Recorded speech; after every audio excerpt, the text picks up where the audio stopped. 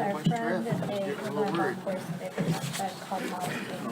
You got any relatives up at Carroll? Late activities with my family. I know a guy who looks like you and Oh, sounds we had a like you. 9:30 curfew, both nights we were at the dog. Be home.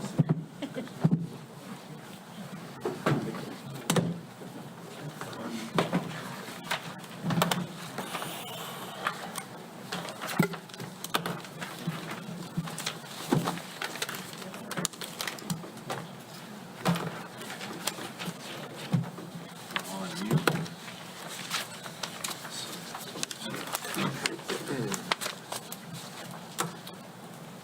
Dana, are we ready to go? Yep. Let me check with Riley. Okay. Riley, good? Okay. Yep.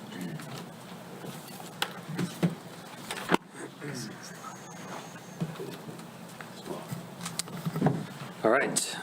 Good evening, everybody, and welcome to the July 9th, 2025 Bruce Township Planning Commission meeting. Our meeting start time is 6:02 p.m. Dana, would you call the roll, please? D. Vinson, Here. Cant, Here. Boyce. Here. Barnett, Here, Blaylock, Here. Vinson, Here. Jay Vinson, sorry, Hagelstein. Here. Okay, we have a quorum. Before we start the business part of our meeting, I would ask you rise and join us in the Pledge of Allegiance.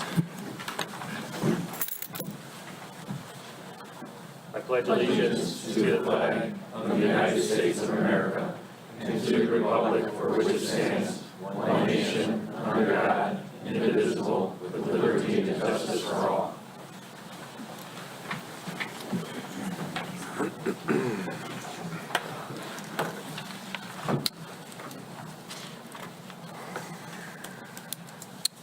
All right, this is a public business meeting of the Planning Commission, but we do welcome public comments. We do request that you would sign in on the table, at the table to my right, if you haven't already done so we have a record of who's in attendance. The Planning Commission is made up of 7 Bruce Township residents appointed by the board. In addition, we have Township employee Dana Buchanan, who assists us in our meetings and is the Township Planning Coordinator. And we also have Joe Tangari, a professional planner who advises us in the work that we do. There will be several opportunities this evening for public comments, both in the general comments as well as 2 public hearings. Generally, we ask that you keep your comments to 3 minutes. We will keep track of that just because we have a larger audience this evening. We ask you to come to the podium, state your name and address so we have a record, and address the commissioners, please, and not anybody in the audience. So with that, thank you for your participation. Okay, item 4 on the agenda is the approval of the minutes from the June meeting.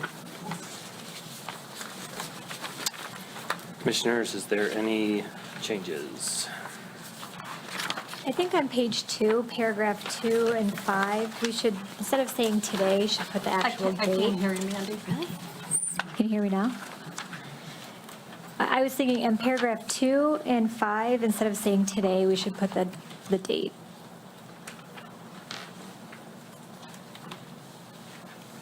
So just received today, she wants the date in there. Oh, as got opposed it. to just saying today. So that would be June 4th. Then it was again in the last word in paragraph 5. Got it?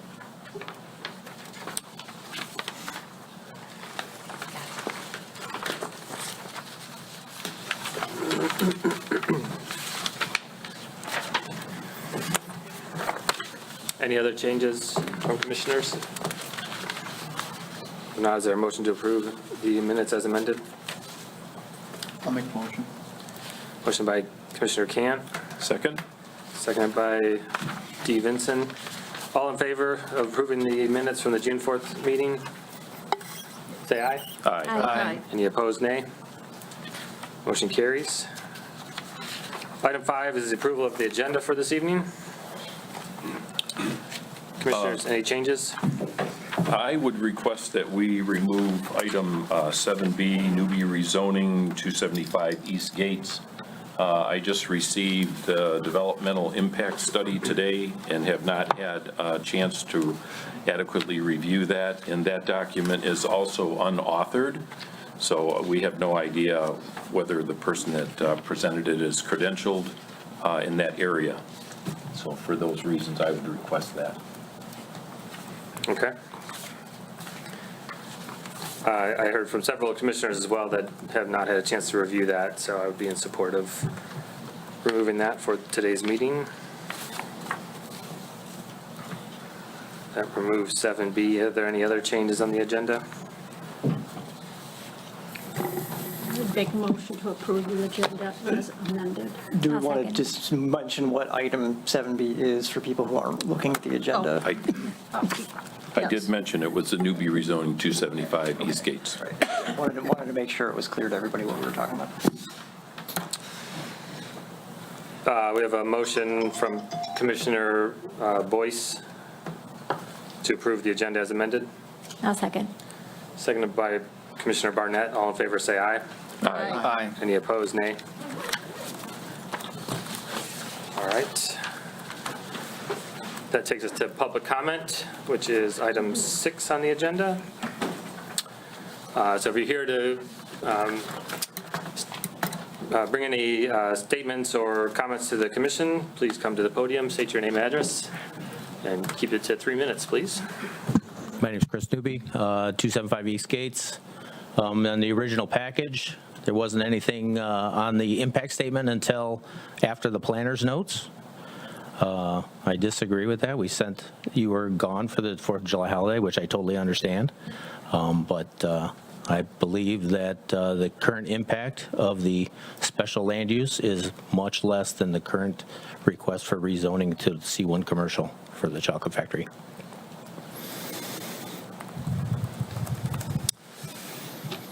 We would have sent it in last week. Communicated or not communicated, but to request a rezoning like this, an impact statement is required. It was the original zoning, C1, Doesn't matter. It's currently zoned as R1B. correct. So you are requesting a rezoning. Yes. Back to the original zoning.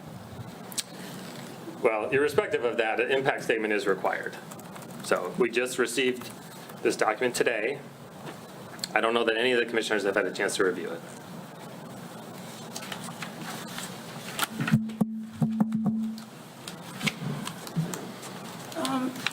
Jessica Newby, 275 rezoning.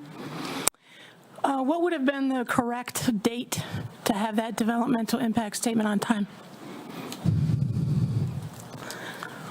I require all documents 45 days prior to the meeting. So I didn't even see where there was a requirement in the application to have a developmental impact statement. All we saw was that in the review that we received last week, was that we should probably have one and that you may table it if we didn't have one. But that even if we didn't have one, you would still proceed with all the information that we have. So you at least have some information to work with while you're pondering and reviewing the developmental impact statement. So what I'm requesting is that you think this over, try and get some work done today so that you all know what we're trying to do, and then maybe table it after that, the decision for the next meeting, so that we can all be a little more informed now rather than 4 weeks from now. Thank you. Okay.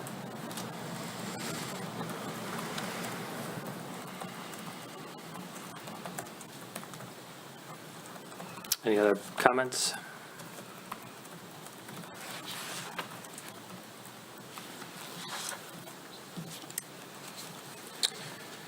All right. We've seen nobody else coming to the podium. We're going to move on to public hearings. Just to address your comments, I think we do have an understanding of what you're trying to do. We generally prefer not to have these items carry on across multiple meetings, so assuming now we have all the information, we would address this in the August meeting.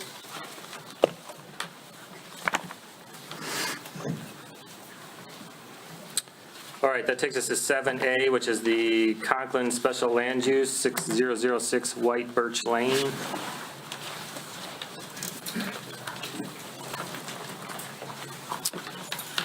Is Mr. Conklin here? Yeah, maybe if you could just give us an overview of your special land use request, please. All right, Mike Conklin, 6006 White Birch Lane. Good evening, everyone. So we are looking to get an accessory building approved for a 3-car garage, detached. The structure is, the upper will be the 3-car garage. The lower will consist of pool storage, equipment storage, and entertainment space due to the elevations on the lot itself. We are requesting this in a side yard due to the fact that we do have significant nature buffers in and around our property. So the only way to do that with the elevations is to do that in a side yard. So the structure, the facade will be matching the existing garage.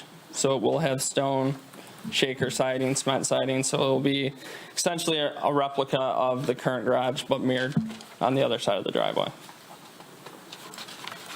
Okay. All right.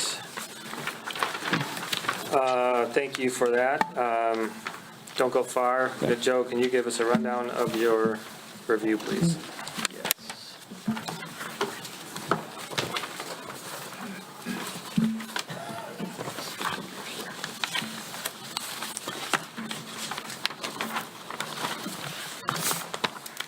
Right, so the property in question is 6006 White Birch Lane. It's got R1 zoning.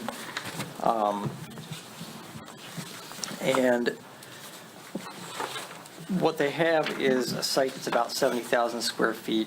It's located at the western end of White Birch Lane. That's south of 34 Mile and east of Lassier, to give you kind of a general idea of where it is. It's lots 11 and 12 of that Pheasant Ridge Estates subdivision. The application list says lot 15, but it seems to be 11 and 12. And it does have that existing home on it. They're proposing a detached garage with 3 parking spaces on the main level, and then they've got pool equipment, storage, and an entertainment space on the walkout lower level. A patio cover is going to extend over this lower patio area. The area of that roof is considered to be building area for the purposes of our analysis. Upper level is 1,070 square feet. And the footprint of the building, including that covered patio area, is 1,561.8 square feet. Total gross floor area would be 2,631.8. And the maximum permitted size of an accessory building on a lot less than 90,000 square feet is 1,200, so of course they're over that. Special land use approval is required for that accessory building exceeding that size allowance, and also for the proposed location in a non-required side yard. So there's kind of 2 special land use questions to answer here. I have a little note in here on determining floor area. So per our ordinance, basements greater than 50% below finished grade aren't considered toward building square footage. The elevation that were provided here seem to indicate that only the front side of the building keeps the lower level completely below grade. The rest is all exposed. So we did work the lower level into that overall gross floor area calculation for the purposes of this review. The upper level is actually under the 1,200 square feet. It's just the lower level that exceeds that, and then together, of course, they exceed it by more. The site, let's see, doesn't have any accessory structures at the moment, so this would be the only one.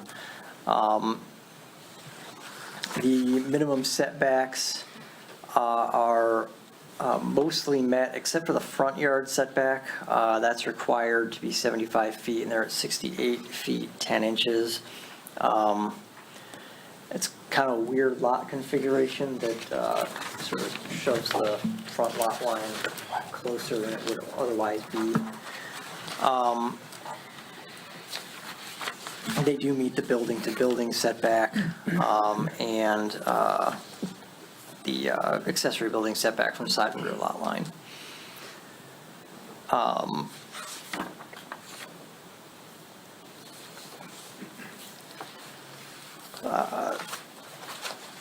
We also have, I already addressed the side yard location. So for building height, maximum height for accessory building over 1,200 square feet is 29 feet. Building height isn't given precisely on the current plans, but measuring it, it looks like it's about 21 feet, so it appears to be okay.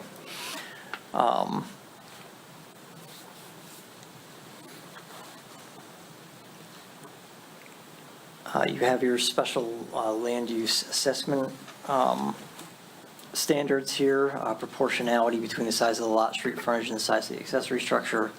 Accessory structure is in harmony with the principal structure, the environment, the topography, and the surrounding properties.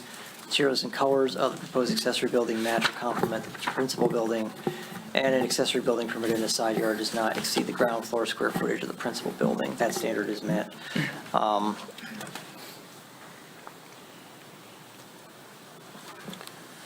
And if you have any questions, I'm happy to answer them. On the building height, Joe, you've got 29 feet is the max, but in the table it says 22. Yeah, that's, let's see. On the smaller lots, yeah, I guess it is 22, yeah. Mike, did you know what the height, We are at 20 foot 4 inches. 20 foot 4 inches? Yeah, that's about what I measured too. I had it about 21, so. So we do fall under that 22. Okay. Okay.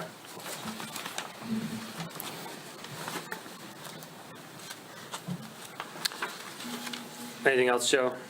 No. Okay. All right, commissioners, questions for Joe?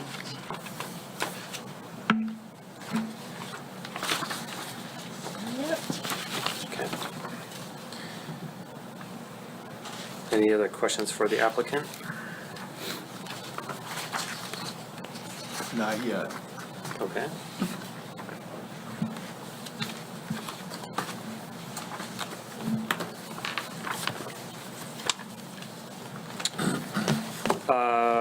Should we do the public hearing? Make a motion to open the public hearing at 6:18 PM. Is there a second? Second.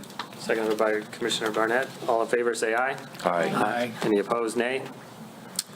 All right, the public hearing is now open. If you're here to speak on this special land use request, please come to the podium, state your name and address, and address the commissioners, please.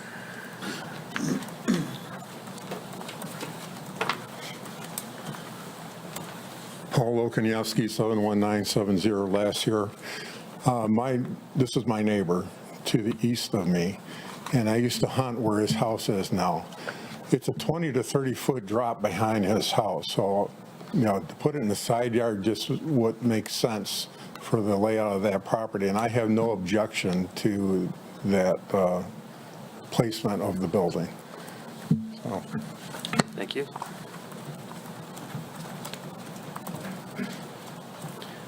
Anybody else here to speak regarding this special land use?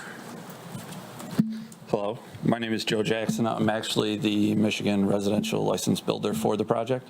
On this project, I guess what we were kind of looking for answers is the covered patio, technically by Michigan, has to be a habitable space, and they're kind of counting the square footage against us. It's completely open on 3 sides, no living, no dining, no cooking, nothing.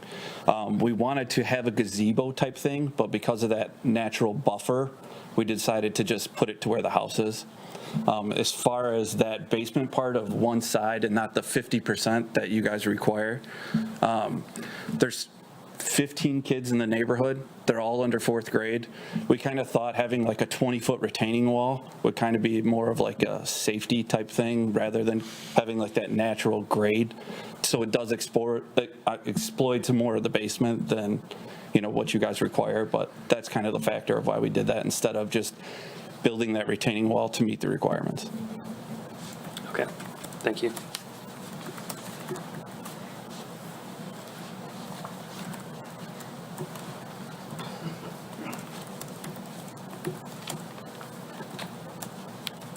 Anybody else here to speak on this SLU? Seeing nobody coming up, I would make a motion to close the public hearing at 6:20 PM. Second. Seconded by Commissioner Cant. All in favor, say aye. Aye. Any opposed, nay. Motion carries. All right, back to the commissioners. We've heard from the applicant, we've heard from Joe and his review, and those that came to speak on this item this evening. Got a question. comments? Got a question for Joe. Joe, can you weigh in on the builder's comment about how the state of Michigan looks at the, I'll call it the canopy, the inclusion of that towards the building square foot, or not including it, and then how Bruce Township looks at it? Yeah, he's correct, of course, that space not being fully enclosed with walls generally wouldn't be considered interior space under the building code. The way that our ordinance is structured is that anything that has a roof over it would count toward that square footage for the purposes of our analysis of the area of an accessory building. That was done, I don't know, maybe 6 or 7 years ago. It was clarified. They were trying to account for, I think, lean-to spaces and other things that were being commonly asked for. Okay, so this is not a case where the state preempts local municipality zoning ordinance? It's two different things, where one is our number for how we assess something. Okay, and so the we other is take theirs. precedence. I'm not sure I would say we take precedent, but we have an enforceable standard. Okay, all right, thank you. Jared, can I shine some light on that? No, thank you. No, hey, Paul, no, thank you. Public hearing is closed. I'm going to tell you why No, the ordinance is in place. We understand, thank you. I Okay. don't want to hear it. No, thank you, Paul. You don't want to learn. That's good. Okay. Joe, I have a question, please. I think this was about a year and a half ago. We had another gentleman, I believe, in this same area, who was requesting a garage, and it had to do with the weird garage that was there. And I believe we ran into the same issue about whether or not it was going to be covered, because where their chicken coop was. Oh, sure. In the back? Yeah, it wasn't that far from here, yeah. Right, It was and on the other side it of the was lake. kind of the same issue in the sense of, because of the ordinance, we told them, if I'm not mistaken, that they could not cover the chicken coop at any point, because I think that would have put them over. Does that ring a That bell sounds with anybody familiar to else? me. That sounds familiar to Yeah. me. That was part of the motion, right? I believe so. Yeah. I believe so. So I guess my only point in asking if you remembered is we've kind of faced a situation like this before, a different kind of structure, but that we needed to recognize what our ordinance requires. Yeah, I mean, I think the ordinance is clear. Yes, This is counted as square footage, yeah. so. And as such, as drawn, we're looking at a total of 2,631.8 square feet, with a first level footprint of 1,070 square feet. Yeah, Right. that's the main level that will be most visible. Yeah, okay. Yeah. So do we, under our ordinance, Joe, do we have to look at the total square footage top and bottom? Or are we only looking at the total square footage of what's visible Yeah, I from mean, the the pure top? technical reading is that you're looking at the full square footage because of the way the land encloses or doesn't enclose the lower level. So even if one wall, or even a partial of one wall at the lower level is above grade, then... No, it's a matter of 50%. of the lower 50%. level. Yeah, so if you had two of the walls completely below grade, then we'd be looking at a basement and we wouldn't even be considering it. So what they've got here is that you've got two fully exposed walls on the lower level that are basically walkouts because it is a very significant drop. And then there's one wall that's completely below grade.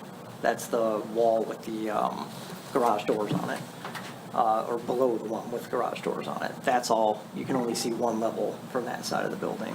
And then the other side has kind of like a slope, basically, that exposes a portion of it. So it kind of puts them over the 50%. So from a technical standpoint, that lower level is 50%. So question, so if the grading was higher, this would be a non-issue then? Yeah, I mean, if they had one of the walls in there, if they had one of those other walls was completely below grade, it would not be an issue. But as the builder pointed out, that would mean probably some high retaining walls. So I think from their perspective, the practical thing to do was to include a slope rather than bring the ground up to put the whole thing below grade to get it technically 50% below grade. So it sounds like if you're looking at the total square footage, because of what you just described, they're very significantly over. But even if that was corrected so that 50% wasn't a factor, they would still be over. Well, yeah, just slightly with the, 361. 361. yeah. Okay. And I did go back 1 year, and the last two that we had before us, where size was an issue, we didn't go over. They came back with a reduction. And that was, I think, DeLang, I think was the one, and Harler. Harler was last Yeah. August, and DeLang was recently, February. Yeah, sounds about right. So Mike, FYI for you, approximately 4 years ago, the Planning Commission, we were receiving requests consistently for oversized or larger accessory buildings than what was allowed in our zoning ordinance at that state. So we benchmarked northern Macomb communities similar in size, and what the result of it is the table I think you're aware of now. You've seen that? So that's how we came up with 1,200 square feet for typical for your lot size. So we've held to that because if we don't, what happens is that what we hypothetically would allow for you could become the new standard for others to do similar. So that's one aspect of your special land use request. The other aspect is the location. And that we've been more flexible on, and obviously you've got a hardship because of the topography of your property. So, personally, I'm in support of that aspect of it, but the square footage I have a problem with. I got to compliment you. The way your drawings look absolutely fabulous for your building. Buildings that match the principal residence, I'm all for. So what we did with the last one, or I think the last two, or was it just one of them? But before I go any further, do the other commissioners have anything additional they would like to add? So I'm not just, controlling the dialogue here? I'm kind of in agreement. I'm very familiar with your lot. I live right around the corner. I've walked by there hundreds of times. Your house, your lot, absolutely gorgeous. The topography is amazing, but that brings us to this issue here. That's what I was asking Joe about with the grade. That grade is really not a feature that can be done easy. But I'm saying with what Commissioner Heichelstein mentioned, that square footage though is still going to be a sticking point when we just had this ruling a few years ago. So as far as the grade, the topography, 100%, we would not have a problem with that. That lot would definitely in my opinion, be qualified for a variance for that. But that size issue is still going to be a sticking point. That is something that could be worked on. Yeah. Either other comments? Joe, the square footage for the covered porch area, and I believe that the ordinance excludes like an 18-inch overhang, that's like a give me. Does that include that 18-inch overhang? So if that was subtracted off of there, For a principal structure, the overhang would be excluded, but in the case of accessory structures, it's not. The way it was written, it was to include anything that was covered by a roof.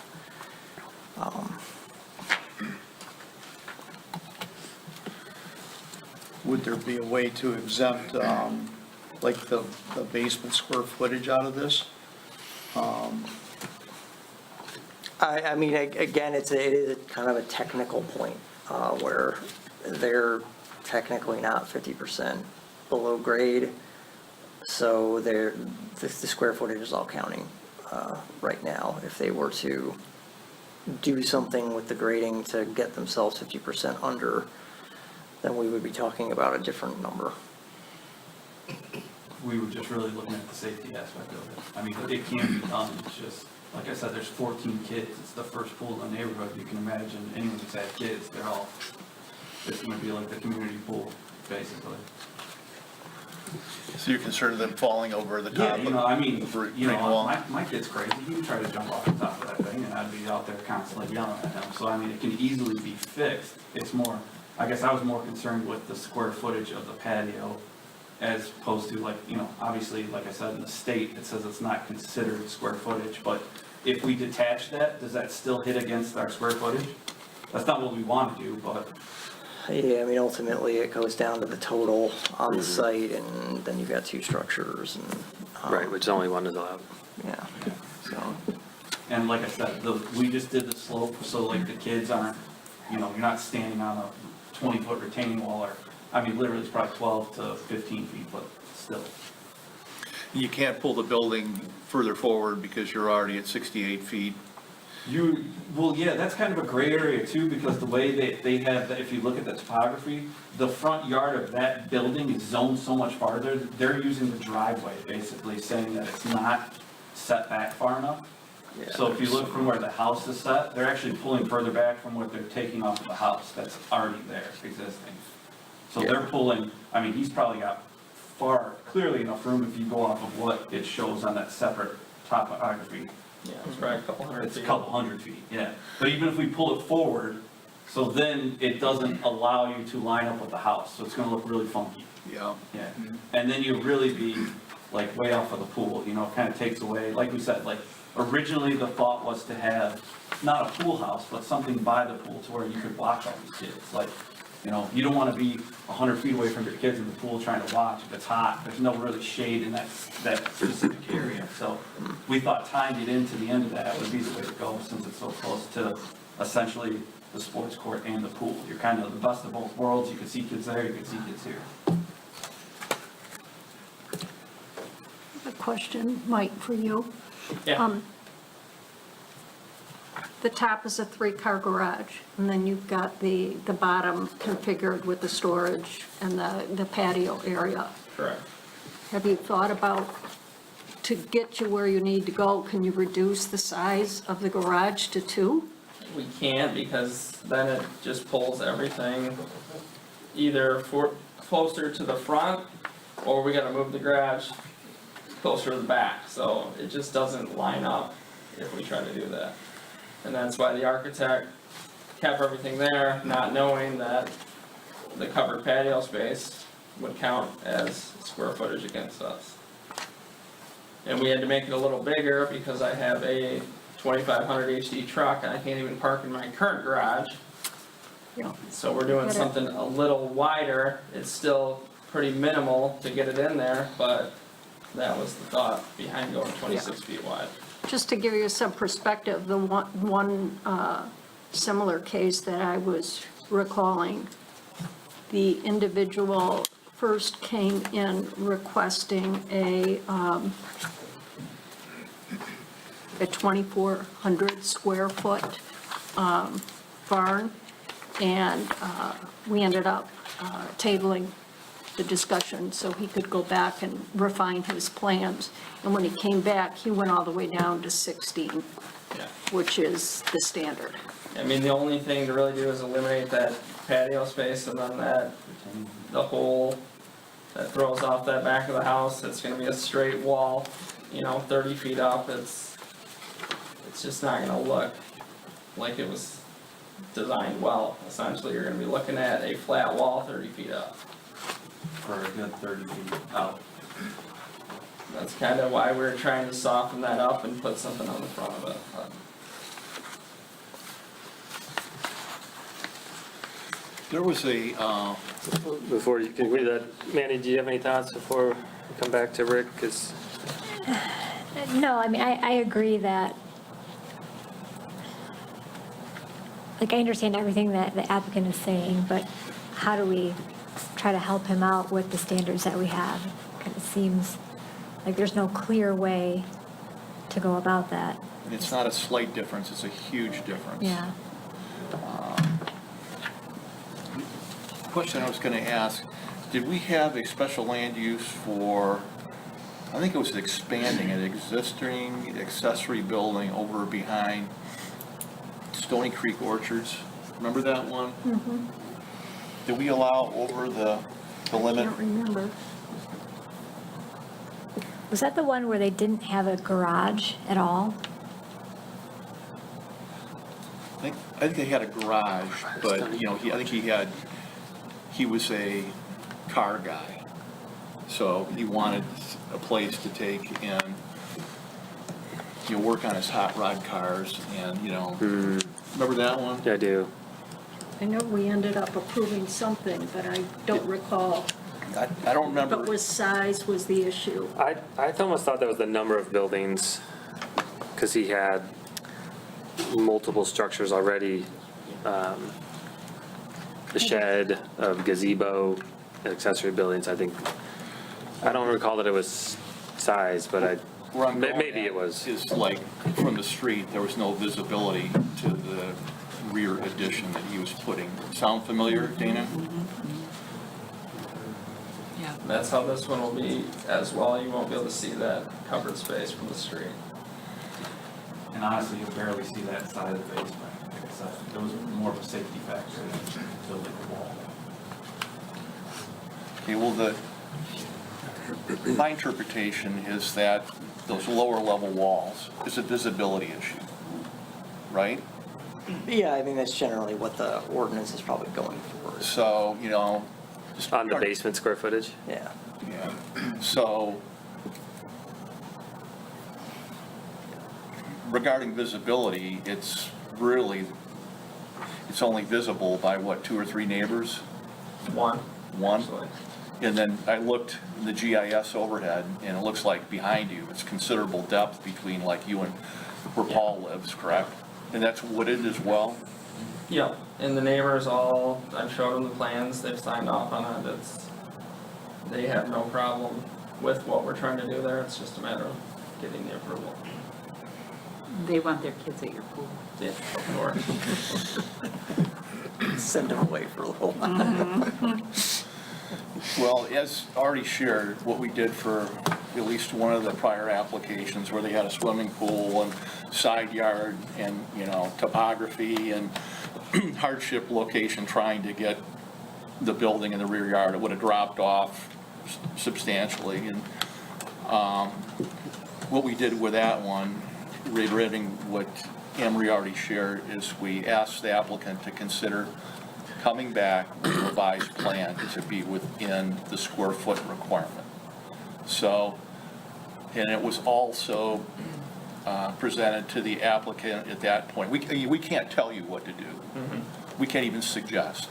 All we can do is ask if you would be willing to consider something alternative developed by you.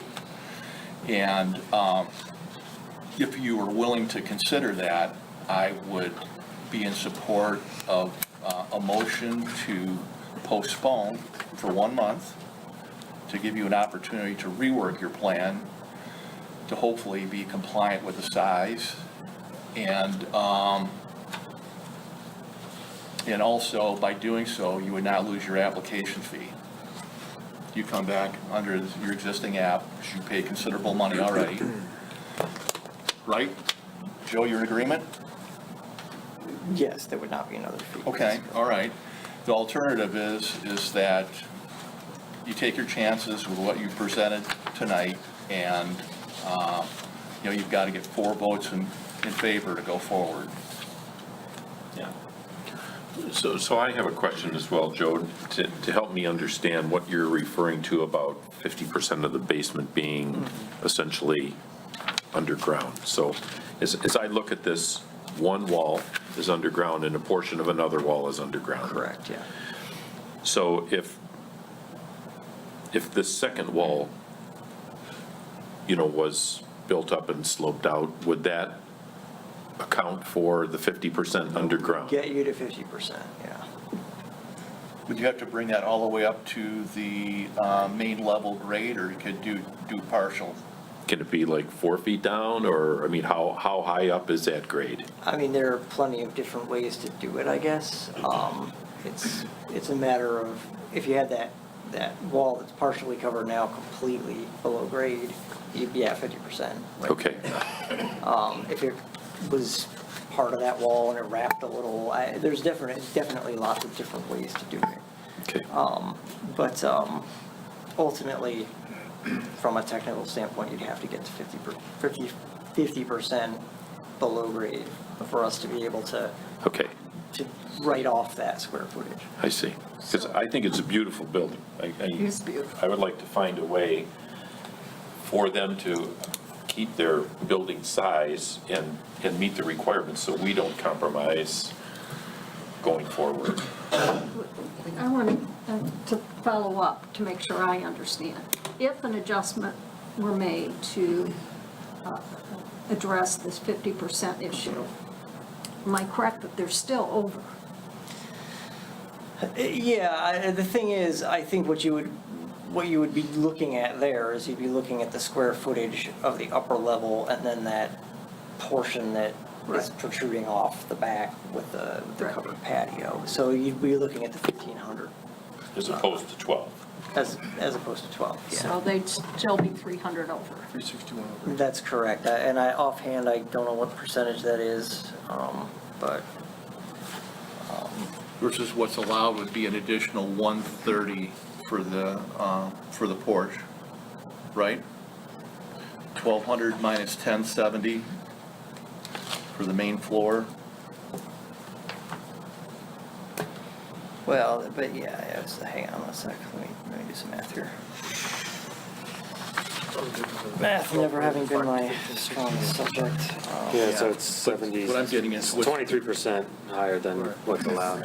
I'm taking the 1,200 off of 1,561, so we're getting 3. Yeah, so it's slightly above 20% It's over. about 27%. If you can get the His main lower structure, floor. his footprint's 1070. So if you were able to take and do some sort of arrangement where the lower level were not counted towards the aggregate square footage, it remains at 1070, and he's allowed 1,200 maximum, so what remains is 130. Got it? Yeah, I was taking 1,200 off of 15, okay. The footprint is 15. Yeah, it's 300 something feet over. 361, is that what we're getting? Yeah. The Yep. overage? Yeah. Okay, which is And it about comes out 20-some to percent. 20 something percent, yeah. That's kind of what I'm getting at. Yeah, I mean, we can definitely figure out a way to eliminate that 50%, but what I can't figure out a way to is cut another 367 because of that covered patio. Could probably cut a couple feet off it, but it's still not gonna get us to that 1,200. And even from what you guys are saying, if we were to detach it from the structure itself, you're still counting it as square footage against us, right? Yeah, I mean, it's not that that the planning commission and board haven't authorized any buildings over the square footage. There certainly have been. It's just generally, you're not going over 20% if you are doing that. That's what I've experienced with the Planning Commission and Township Board over the last however many years it's been, is that I haven't seen authorization to go more than 20% over. It's always been less than that. And in some cases, it's been substantially less than that because of factors related to the site.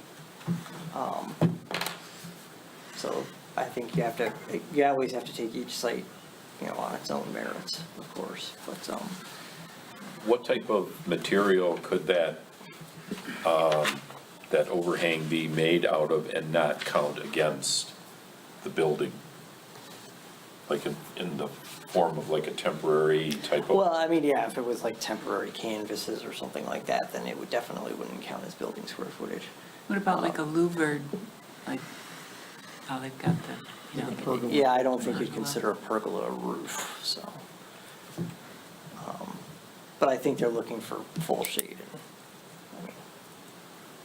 Yeah, it's not only full shade, it's just how it's gonna look. Sure. Eliminating that jut out, the roof lines, it's just gonna look like a barn, basically. Sure.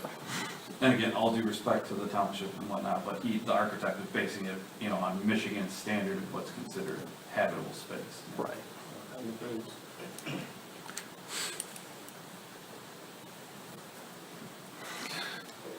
Just thinking outside the box, you're requesting that, pergola, are we referring to it as, or? Covered patio. Covered patio, okay. 361.8, right? And then remaining within the ordinance requirement, if you were able to do something where the lower level didn't count, being within the ordinance requirement, you'd be allowed 130, which is pretty small. So what I did is I took the average between 361 and 230 and 130 and come up with 231.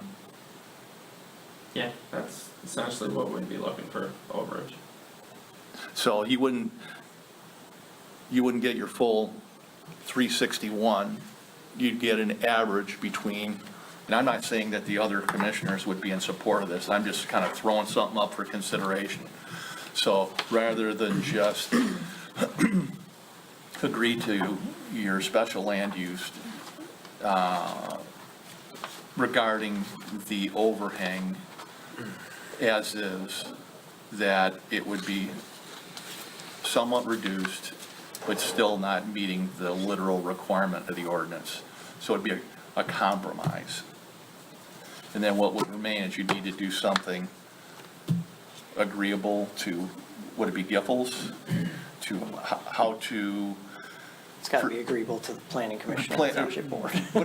Yeah, I mean, it would be a poor choice of words, but I mean, basically, per your assessment, that it qualifies, those walls Sure, yeah. qualify, that they meet the 50% requirement. And I don't have the expertise how to take and calculate and determine that, but that's, anybody have any comment on what I'm sharing? Got any questions about it? So you came up with 231, but he said 20% would be probably the max, which would be 240, so you're right in the ballpark with that. Okay.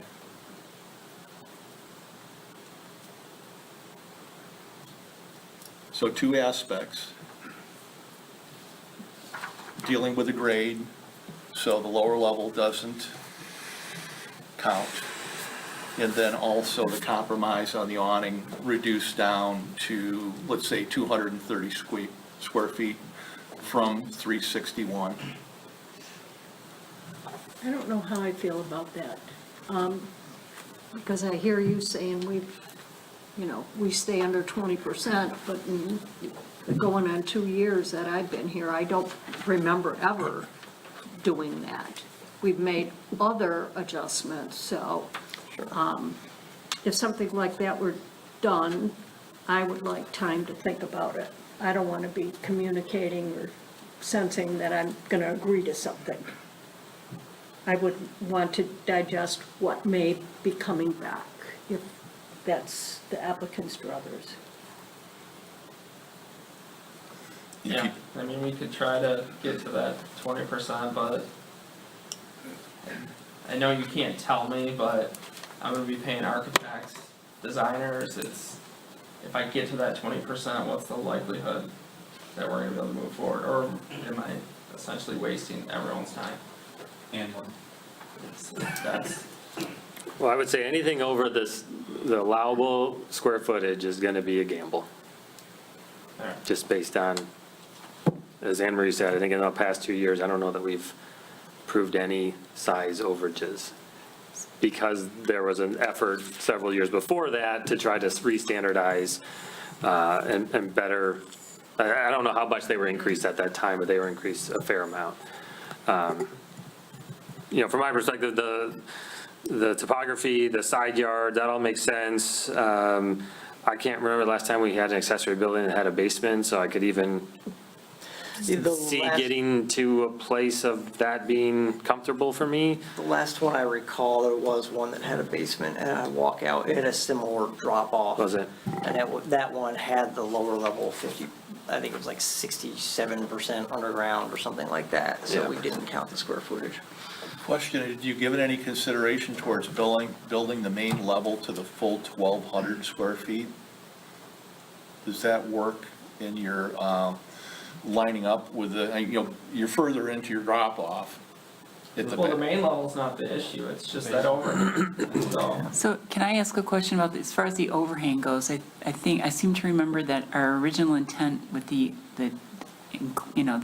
overhang issue was because people were enclosing those. Ultimately, yes. Right, Yeah, so that was kind of what spurred that, was people were enclosing them, so we started charging, square footage against anything that was an overhang or a lean-to. And there's been a lot of discussion in other situations where people came with things like just a gazebo, or, things that were not going to be enclosed ever, does it make sense to carry the same weight against square footage, than actual enclosed space? And is there a way that, it's too late for this case, but is there a way in some point that, I know we have zone and compliance forms that you have to fill out where you promise not to, do certain things? Is there something like that where if you had an enclosed or a covered patio and signed something like this declaration of zoning compliance that you would never enclose it, that maybe it counted, but maybe not as much or in a different way? I mean, they are required to Do it anyhow. sign a certificate of zoning compliance for anything over 850 square feet. Oh, yeah, that's right. But yeah, it would be something you'd have to work into the ordinance before it could actually be acted on. I guess question to you, the purpose of the whole basement thing is because with the way the grade is, the topography of the land, I mean, even if we were to just build the 1,200 square feet, like you were saying, we would still have to have basically footings, concrete walls, and at that point, we just fill them with stone. Yeah. And I mean, that's just a ton of wasted space and money when you Sure. could use that as additional. Completely understood. The purpose of this lengthy conversation to, rather than just, no, we're trying to come up with, I get it. trying to work with you, but also trying to make this request unique enough where somebody can't come along and say, well, you allowed it for Mike, so you gotta allow it for me. Totally understand. So, Just was trying to say, either way, if we were to build the garage, we'd still need those walls that were essentially there, exposed. Joe, what's the process for, if Mike were willing to consider reworking this thing over a 30-day period and to avoid him coming back on a second try and being rejected? What's the best way for his architect to obtain feedback. I mean, obviously, we got the zoning ordinance, but, Well, I mean, this is the forum where you get feedback. I'm sorry? I mean, this is the forum where you get Yeah, feedback. he just right got it. here. Yeah, the feedback is there. The architect needs to follow the ordinance, and that's Okay. the guidance. I get it. I just, trying to minimize a negative outcome. No, I get it. Real quick, I want to mention on the overage, if we were to allow some percentage over, how would we justify that? Because it's easy to say you can build in your side yard because of this topography hardship that you have, but I'm having a hard time coming up with a good enough unique reason to allow more square footage that wouldn't end up setting precedent. It's not like enclosed building space, though. That's what my porch. point was, is maybe is because of Right. that it's different. I think more to the point here is that each property is individual, and I think the question to be asking yourself is, are there aspects of this property that justify the overage due to limited visibility of the area that goes over, or other factors that wouldn't be justified in other cases? There is something he didn't mention with just the aesthetics of it. Without having that wall broke up, you do have a large blank wall. Again, not many people are looking at the back, but that is, if we can use that as a tool, but yeah, aesthetics is something that he did mention that would play into that too.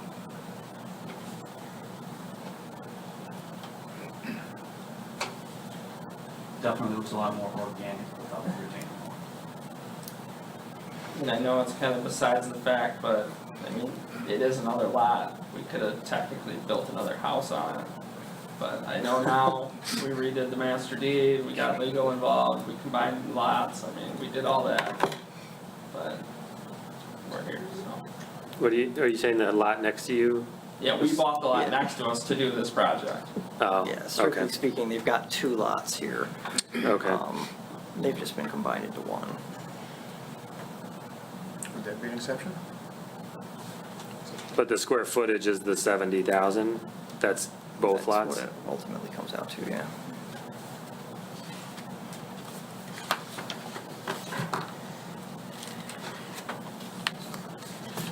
I think we're either going to have to vote or postpone if that's the druthers. Understand, I think you've heard that the location is pretty well received. But there's two aspects of the size, not counting that lower level, and then also the covered porch. So, got any other comments from commissioners? If the covered area was actually a part of the basement as opposed to having its own roof, would that not count against the square footage then, if it was like partially recessed into the building, into the basement area? Yeah, I mean, I suppose you could, I mean, I guess I'd have to see it if it was, truly below grade and kind of part of the basement. That's one possibility, yes. Because right now, the problem is the fact that that overhang, covered porch, whatever you want to call it, sticks out from the footprint of the building. Is that correct? But yeah, it's part of why it's being counted. Okay. So what you're saying, David, is moving in that rear wall? Part of it. And I'm just trying to think of a different way. I think it's a beautiful building. I like the way it looks. I'm not opposed to going with it the way it is. But I don't think that there's enough support for that. Certainly none of this, very little of this is going to be seen from the road. When I look at the overhead on this, there's trees, I just don't see it being a problem. But I don't have the history that you guys have. You don't see a problem from a practical standpoint. Nope. But the other side of it is the zoning ordinance, which is law. which we need to abide by Correct. or have a good reason for allowing a deviation from it. So, any other comments before I ask Mike a question? Okay, my question to you is, Mike, are you willing to consider reworking your plan? Can't tell you how to do it, but it gives you an opportunity to come back, hopefully, and not a full redraw, you know, trying to minimize cost, just getting some feedback from your architect. Possibly that person may have feedback that we're just not able to identify here. This is, by having to count that lower level, it's just such a huge overage as compared to what's allowed. You know, you're over 2,600 square feet versus what's allowed is the 1,200. It really, you know, on paper, it really creates a problem for us. No, I mean, like I said before, we can eliminate the 50%, that's not a problem. I'm sorry?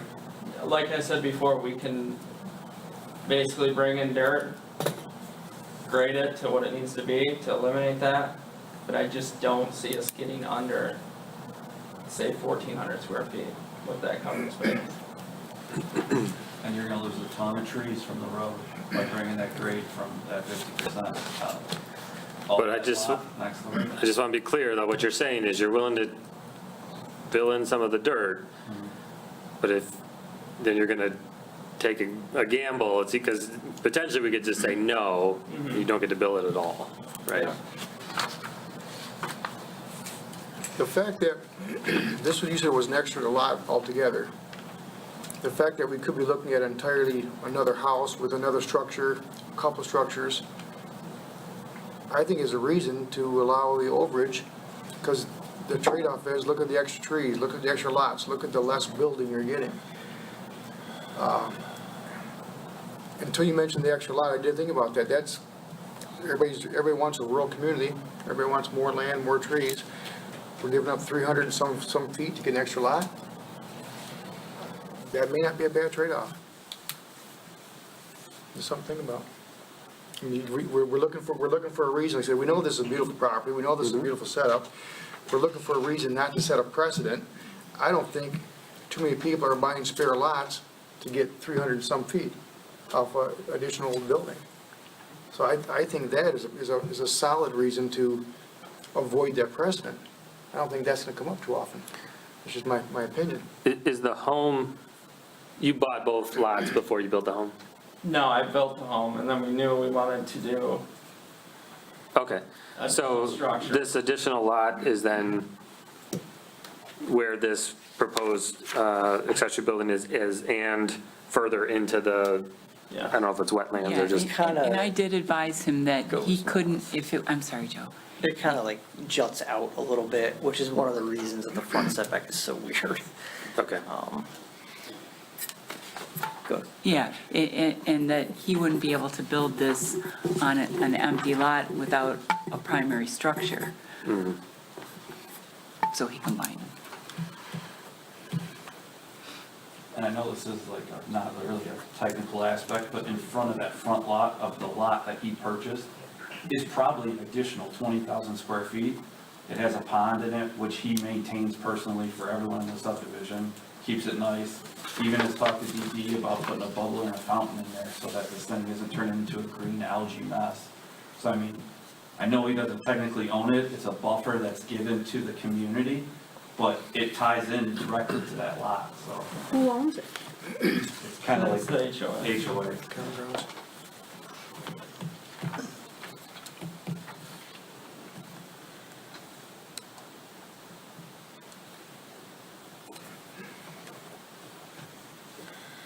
Joe, you got any suggestions for how this could be presented unique, comfortably? I already answered that.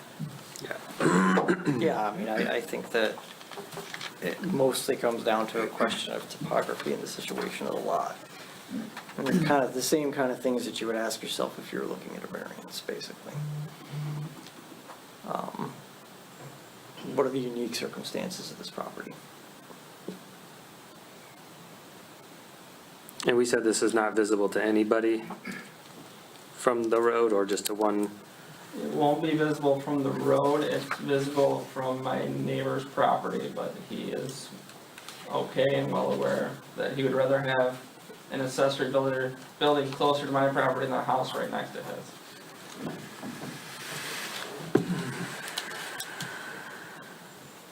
Okay. Yeah, we're dead end, the street dead ends into our driveway, so. And I guess to your point, like, if this was something that wasn't considered special, this technically being on the lot, could we just consider this a house and maybe put a kitchen somewhere downstairs, and we're building a house now? Instead of a accessory building? I think you have to have X number of what's been built. We got other zoning. Let's get a little more complicated. Yeah, you lose your PRE, I'm not the assessor, but I think that something.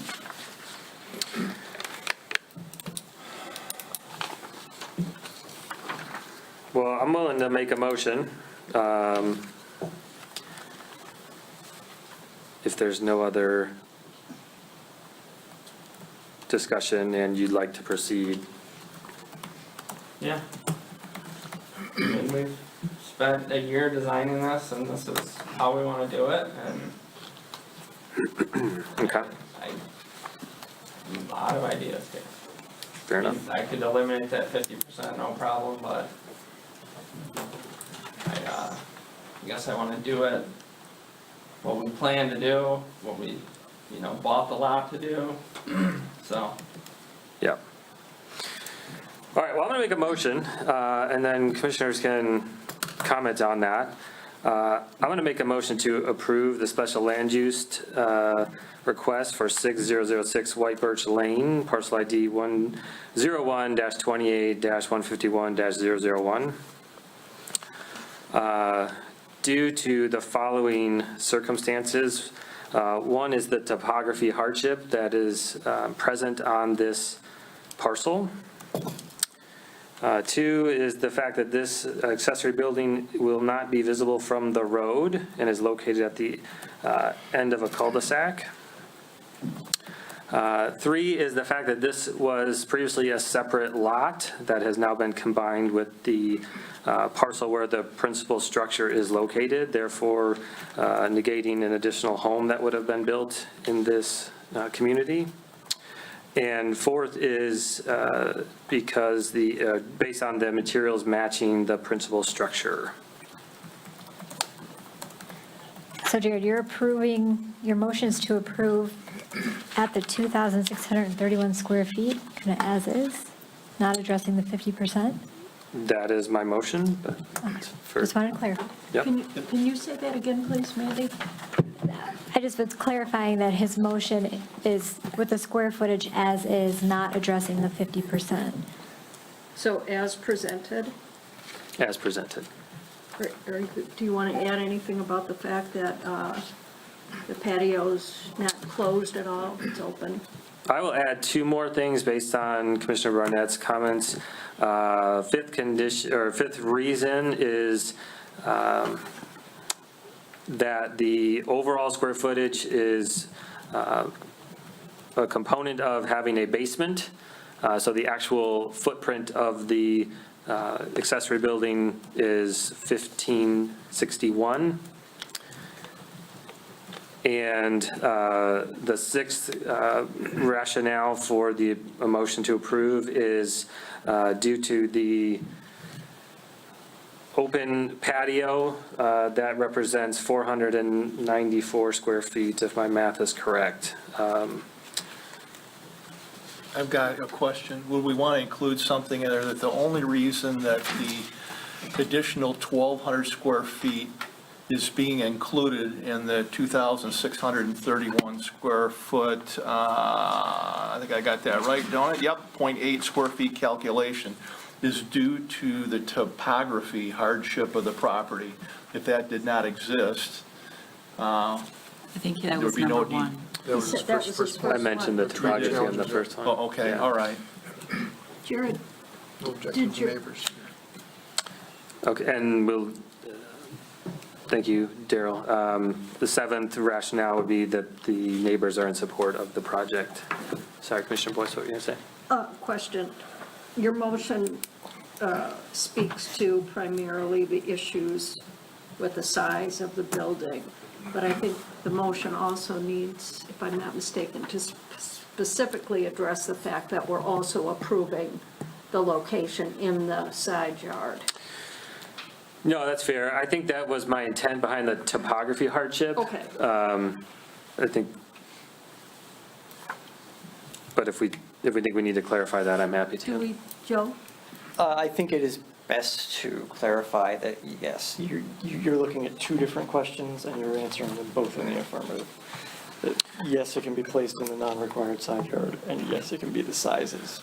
Okay, so to clarify that, rationale would be in support of the side yard variance. That would be due to the topography hardship that is present on this parcel, and due to the fact that this structure will not be visible from the road. And then the other points around combining the parcels, matching the principal structure would also be part of the side yard variance. And then in terms of the size approval variance would be the lots combined, the open patio structure behind the building, and the fact that the total footprint is comprised of a basement. And the neighbor approval is for both. Yes. Chair, did you say variance for side yard? I did. Okay, because I think the variance is for front yard, isn't it? Yeah. So will they need to go before the ZBA for that?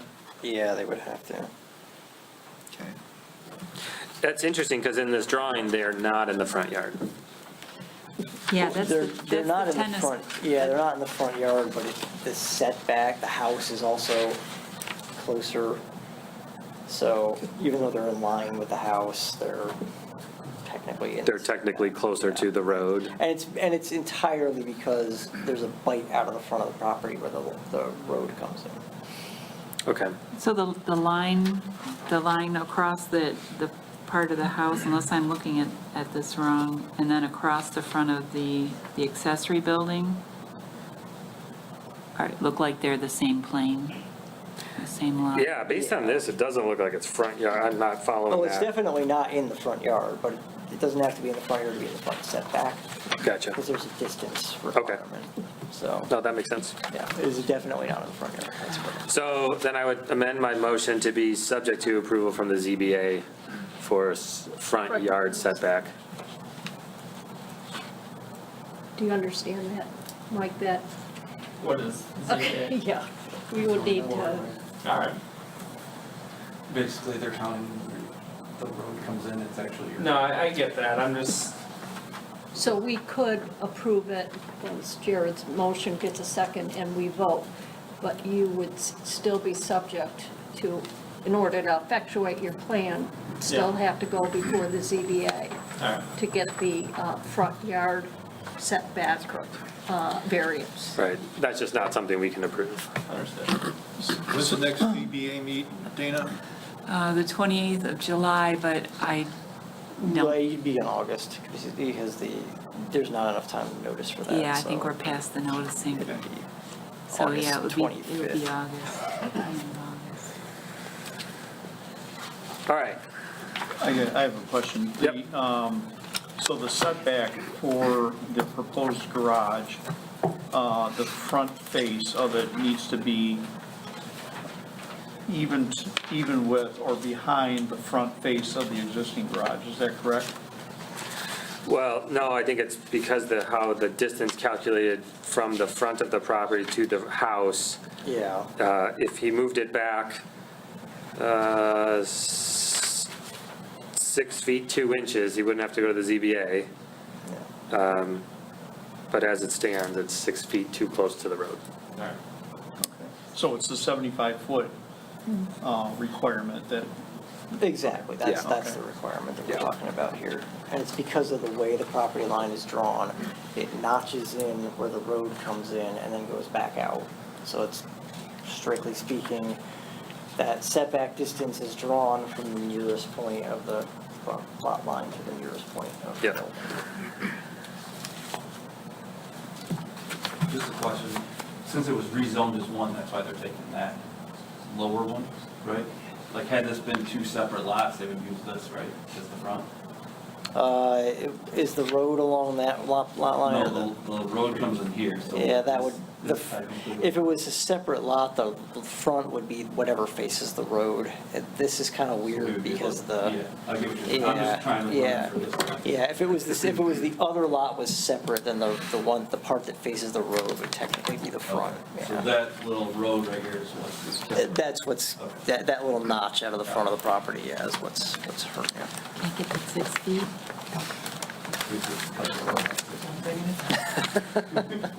All right, I've got a motion. Is there a second? Second. You're quick, Seconded by Randy. Hagelstein. Any other questions or discussion from commissioners before we vote? Who did second that? Commissioner Hagelstein. Hagelstein. All right, hearing none. Dana? A point of clarification before you vote, this is a recommendation to the township board. Correct, sorry, yes, recommendation to the board for approval. Dana, would you call the roll, please? Barnett, No. D. Vinson, Yes. Boyce, Yes. Cant, Yes. Hagelstein, Yes.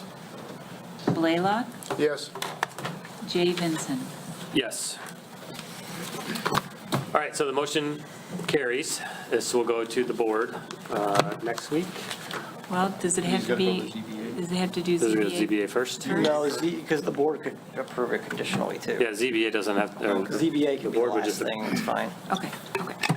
and is that next week? Yes, that is the next Wednesday, whatever that is, the 16th. Okay.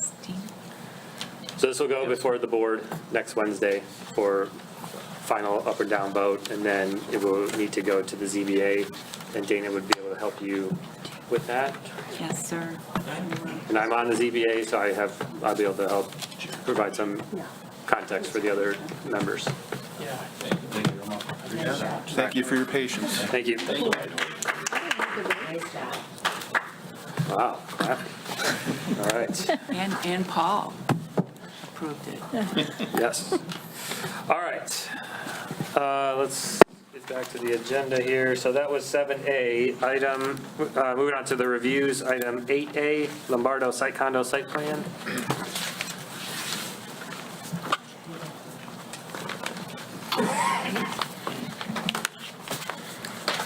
Good evening. Good evening.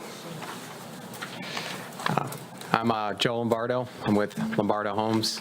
Here with me is my colleague Greg Whittingham. I'm here on behalf of my cousin Cosmo, who you guys have dealt with previously on this project. No, not yet. That's the reason I'm here actually is he's expected to have a baby at any moment here, so it's kind of on standby. So I'm filling in his place. At the June 4th meeting,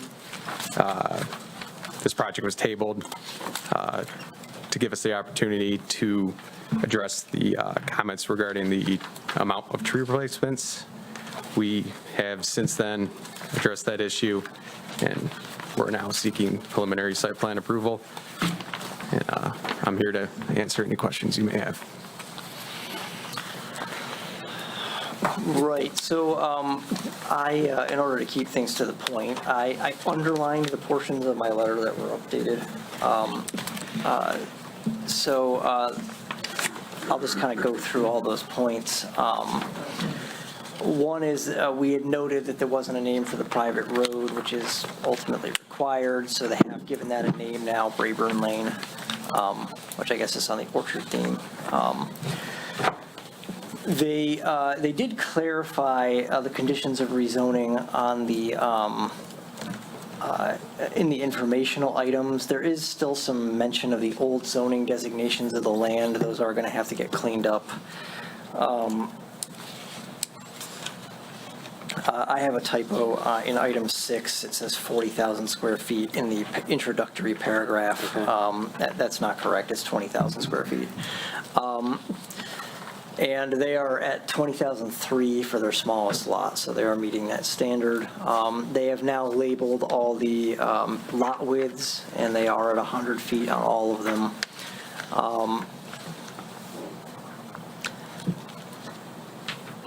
Let's see, other items.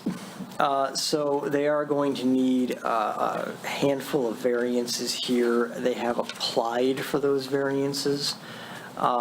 So one of those is for the depth of the lots, which is required along a private road to be 200 feet. They have several lots that are not meeting that 200-foot minimum. So they are requesting a variance for those lots from that 200-foot standard. There is a requirement for a 60-foot road easement, and they have a 30-foot easement. They have a 28-foot wide road, which meets the county requirement. It's just that instead of doing an easement that goes well outside the road paved area, they are requesting to have a road easement that goes quite a bit less than that. So that they are requesting a variance for as well. And then they are also requesting a variance for tree replacement for 173 fewer trees than required. As noted in the letter, they have 588 replacements that are required, and they are essentially having trouble figuring out where to put those on the lot, so they're requesting to put in fewer. So they'll be going to the ZBA for all three of those requests. So those comments, of course, still stand. There are a few other informational items that were pointed out by the engineer. There was a response letter noting that those had been addressed. He couldn't find where they'd been addressed, so he left his comment intact. But those are informational items that have to be updated, essentially. As far as, where we stand in terms of ordinance compliance of the subdivision, of course, they're requesting those three variances, but otherwise, they now have a compliant plan. And of course, ultimate compliance would be contingent on them getting those variances. So do you have any questions for me? Do you have anything you want to discuss about the plan? I do, Joe. Always do. Can you restate what the variance is on the road easement? You were saying this. Yes, so the road easement is required to be 60 feet under our ordinance. And to meet Macomb County roads standards for a road, you need to have 28 feet of actual road from back of curb to back of curb. Okay. They have 28 feet from back of curb to back of curb. It's just that around that 28 feet, they want a 30-foot road easement instead of a 60-foot road easement. So typically, the road easement goes well outside the actual confines of the road. Theirs would be pretty narrow to the road if they're granted that variance. Okay, I got it. The other question, this is more for the record because people who are listening can't see the massive tree inventory that was now submitted. Sure. And that, seeking a variance, it'll be up to the ZBA, not us. Correct. But 173 fewer trees sounds like quite a lot. But of those, can you give some perspective based on the trees that are being taken out that are actually dead? Sure. Or dying, or that are a species that we don't permit anyhow? Right. There are well over 100 trees that are species that we wouldn't permit to be planted if you were doing new plantings on a site. So there's that. There are definitely some trees that are not in good health or are dead or nearly dead in that count as well. It wasn't specified, but which ones they were, but there are definitely some in there. Ultimately, the replacement requirement is 588, and they are ultimately planting more than 400. It's just that they can't quite get their way all the way to 588. When they originally came in, they had quite a few fewer trees on the plan. What they have done is they've kind of come up with a plan to essentially put a buffer of trees around the outside of this development. So that would mean moving the drainage ditch in the rear of the property. It's not quite a ditch, it's more of like a depression that channels the water. We'll call it a swale. They've moved that in further from the property line so that they can get trees along the backs of every one of these properties. And that is going to vastly increase the number of trees that they have there. They also shaved a little bit off of one property so they would have a larger common space to put more trees in. So they have actually pretty significantly increased the number of trees that they're putting on this site in an attempt to get closer to 588. They just haven't gotten all the way there. And again, just for the record, this is, the replacement is all a factor of that 50% requirement in our ordinance. Exactly. Didn't envision situations like this and another one that, is kind of out there right now. Right, so what we require is that any trees in excess of 50% that are removed from the site, they get replaced at a 2-to-1 ratio. So if you had 100 trees on a site and you took 51 of them out, you'd be one tree over 50%, you'd have to put 2 trees back in. If you took out 75 trees, you'd be 25 trees over, and you'd have to put 50 trees back in. If you get all the way to 100, you have to put fully 100 trees back in. When you've cleared some of the land for buildings and things, it gets very difficult to do that full replacement of every tree on the lot, because you've taken away a lot of the room that the trees were occupying in the first place. So they've kind of gotten to a difficult point as far as getting all of those trees in there. But again, they have tried to get a lot closer, and they've added quite a few trees to this plan. I have one more question. I don't know who it's for, but there's no lighting plan, so you're having no street lights and no entrance light out toward Van Dyke? We haven't got to that point of our design yet, determine our lighting or anything like that, but If they entertain that. do opt to add lighting, even if it's just a light at the entrance, we'll just need to see that final. We'll need to see the fixtures that they're using, make sure that they meet the cutoff standards that we have, and that they're not, throwing excessive light onto neighboring properties. We will need to verify that.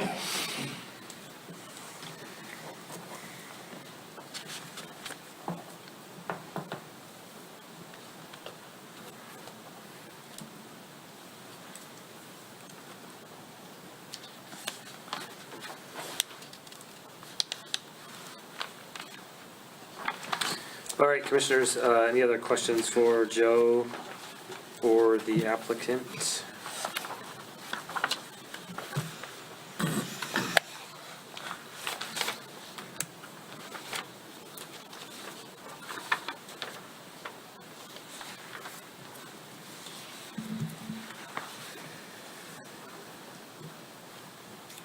Joe, I think there have been some concerns raised to me directly from residents nearby this around the, just the water runoff that's already happening on Mellon Street from existing developments. How does that get verified in engineering review that whatever storm system or retention pond is not going to make a bad situation worse? Yes, I'll give, I guess a multi-part answer there. So one is that they will be required not to be sheeting water off this site. So that's the basic requirement that they're going to have to meet. Two, yes, it is looked at in detail at engineering review. So what they're going to do is they're going to look at the grades. So how the site is graded, are the slopes correct to be sending water into that stormwater gathering system? And then is the volume of stormwater that can be kept in the pond that's being proposed correct to account for the whole site. And I think they have to look at 50 and 100-year storm events when they do that analysis. They might have to look at some other options too. I'm not an engineer, but they do have to verify all that. And they also have to verify the ultimate discharge rate into the larger system as well. Okay. So that is all reviewed during engineering. And by the time we, as a planning commission, are looking at final condo approval, that will all have been reviewed and verified. So refresh my memory, does a motion have contingencies upon that, or is that assumed? No, their next step is going to engineering review. So they're going to have to get engineering approval before they can come back to us. And so your motion here, should you choose to make it tonight, would be either to convey preliminary approval, deny preliminary approval, or postpone for additional information. So those are your three options. I'm prepared to, You prepared? Okay. if you want me to. Yeah. Go for it. Okay. I'm making a motion to approve the preliminary site plan for Bruce Orchard Development at parcel 0135-101-11, 23, 25, 28, 29, 35.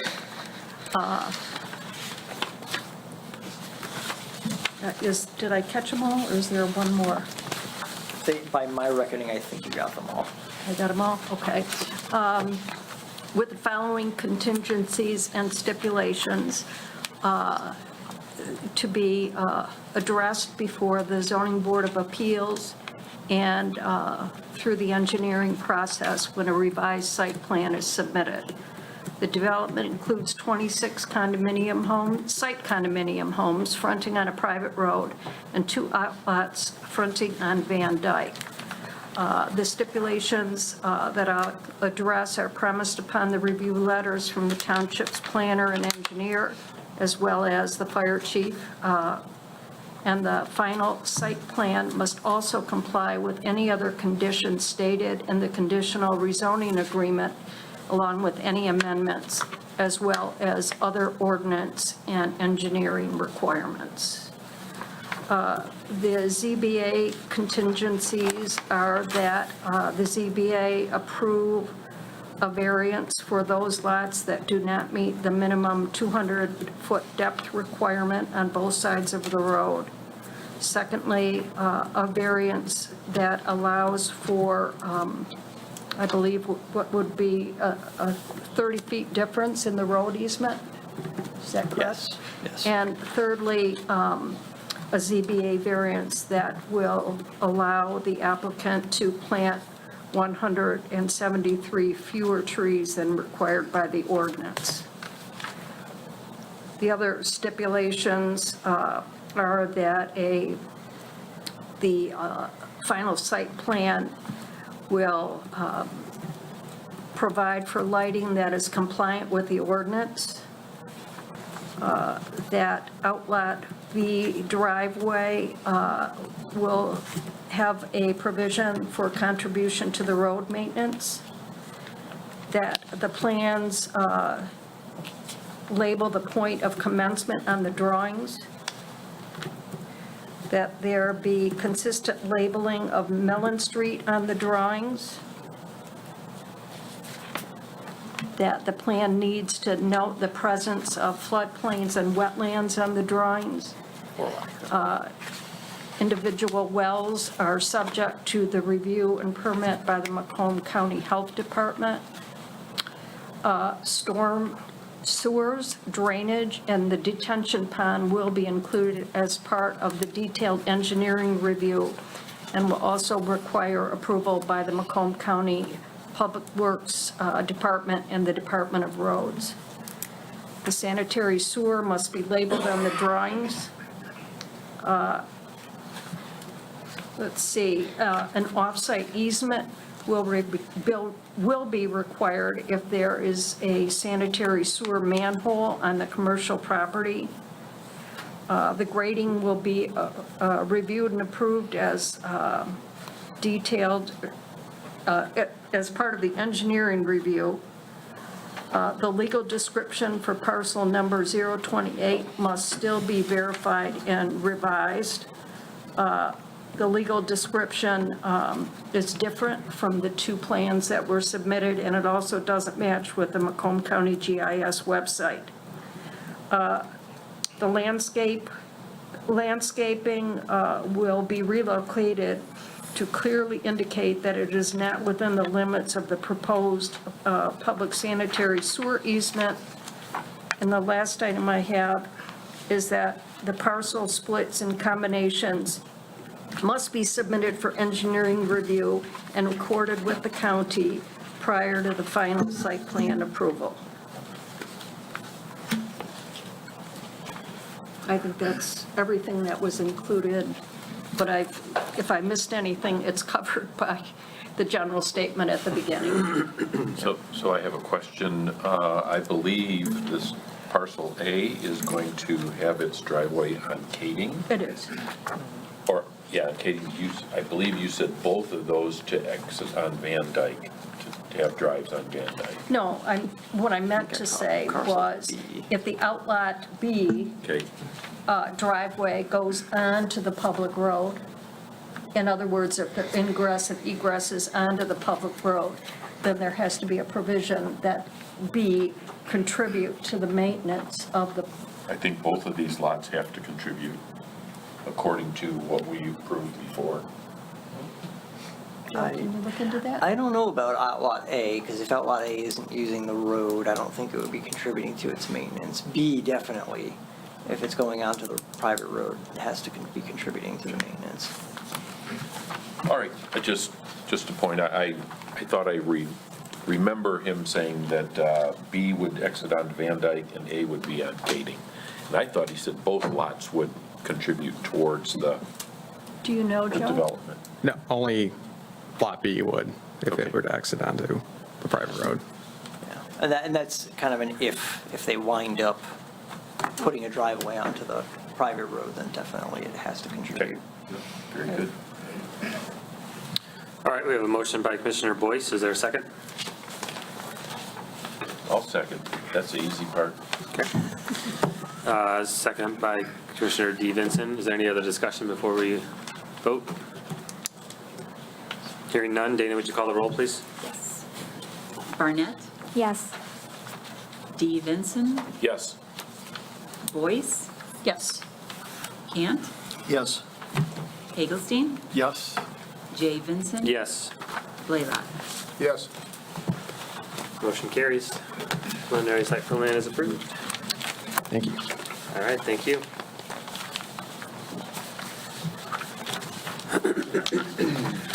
Thank you. Good night. All right, thank you. Thank you. All right, that takes us to item 8B, which is the Royalton Pines Site Condo Site Plan. Yeah, good evening. Good evening. I'm Pete Snyder from Urban Land Consultants, 8800 23 Mile Road, Shelby Township, representing the applicant, Mickey Mikowski. Just a little brief background about the site. It's the west side of Van Dyke between 33 and Covered Bridge. I think we've all driven by it many, many times. The total gross acreage is 7.5 acres, but when you subtract the 33 Mile Road and Van Dyke and Covered Bridge right-of-ways, it's actually about 5.5 acres. It is zoned R1B, which kind of surprised me. Until I started looking at it, I always presumed that it was commercial, but it's not. It's zoned R1B, and Royalton Development has decided that they would like to develop it as zoned. They're not seeking a rezoning, and directed us to prepare a site plan for an R1B development for that site. So the result is, a 9-unit site condominium. All of the units meet the minimum size. 3 of them front 33, and the rest of them front Van Dyke. None of them front Covered Bridge. Of course, that's a private road. There's a couple of easements on the Covered Bridge development that intrude onto that Lot 1, but there's plenty of room left over that's to build a house on, and that didn't bother the applicant a bit. So really, there's not a whole lot to say about this one. We're developing it as zoned, and I think it meets the zoning standard on all points. So with that, I am certainly available for any questions or comments you may have.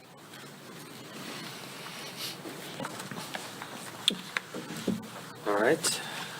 I don't have a whole lot of dispute with anything that was just said. So yes, we are looking at 9-lot residential site condo on gross 7.5 acres. But as he noted, when you take away the easements and the rights of way, the overall amount of land gets a lot smaller. You've got lots 1 through 6 fronting on Van Dyke and 7 through 9 on 33 Mile Road. One thing about this condo that's different from most of the condos that we look at, we've had 3 that I can think of that are kind of similar to this, is that this one has no new roads or any other infrastructure really that is going to be held in common.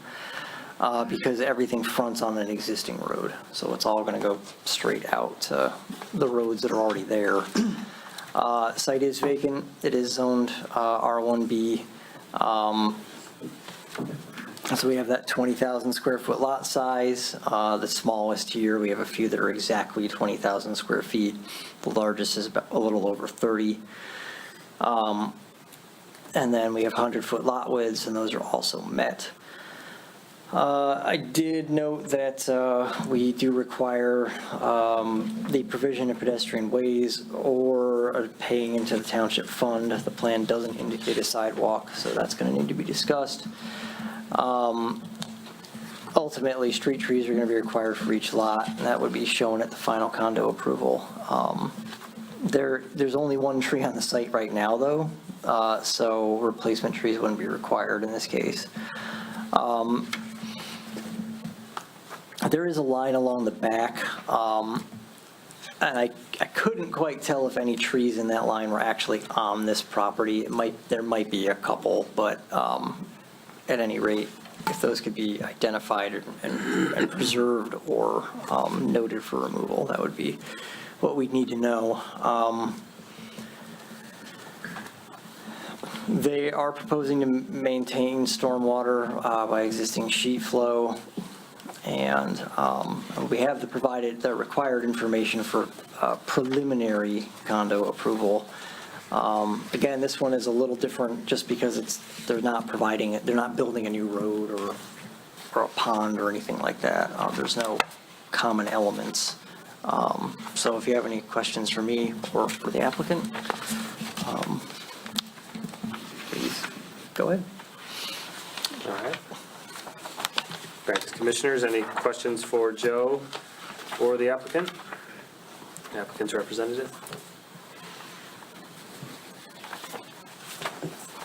I see no retention pond, Joe. So the sheet flow, maybe Pete can answer, what's the logical direction for that sheet flow water to flow? Mm-hmm. Yeah, I think you can tell from driving by that it's from rear to front. It drains from the west towards the east. It goes into Van Dyke right of way. And we didn't see any reason to disturb that situation. So that's the proposed drainage pattern, yes. Is there any storm sewer over there? There is some storm sewer in Van Dyke, yes. But the applicant, I don't believe, was proposing any storm sewer. Again, certainly to your planner's point, the tree line that's on the west, the applicant's not taking any of those out. Those are all proposed to remain. So, and certainly, putting rear yard storm close to those trees is always a hazard for their health. But yeah, there's no proposal to put storm sewer back there, no.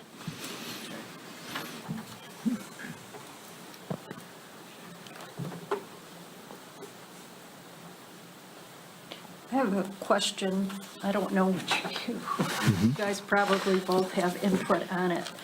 And I understand that this is all not an issue to hold up the approval here. I'm just trying to educate myself. But there are there will be, I believe, 6 driveways going out into Van Dyke. And then butted up right to the corner, there will be 3 more going out onto 33 Mile Road. My question has to do with how that works from a traffic aspect, not just the traffic going down Van Dyke, but you've directly across the street, you've got 2 or maybe 3 outlets from the shopping center Right. over, out onto Van Dyke. And then, I don't know if you're aware of this, if you drive the roads very often, but on 33 Mile Road to the south, there's that shopping plaza. Yeah. And one of their entrances is like, I'm guessing 10 or 15 feet from 33 Mile Road. Yes, it's very close. So if you're coming down Van Dyke, there's constantly cars slowing down so they can turn in there. I mean, how is all that going to be safely handled? Yeah, I mean, residential driveways, it's actually going to end up being a very similar situation to the parcel splits that you have going on right now, just north of this area, just north of Covered Bridge on both sides of Van Dyke. We'll call it just north of the river. Right. By Twin Brooks, there's 1, 2, 3, I think there's like 7 or 8 splits, parcel splits. It's really the same situation. It's a residential driveway. There's no shopping center and there's no intersection. That's true.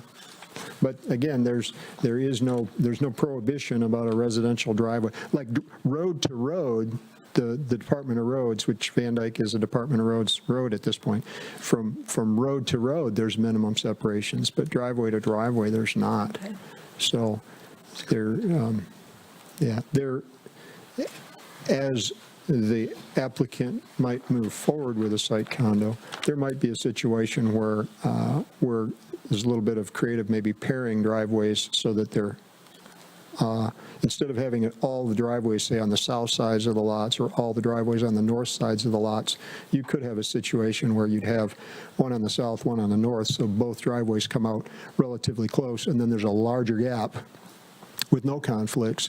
But that's something, again, that's not something that's required, and really that's something that the applicant and me as his engineer might discuss. Hey, it's probably just a little better for your potential homeowners in this arrangement rather than just soldiers in a row, all with the driveway all on the north side or all on the south side. Yeah.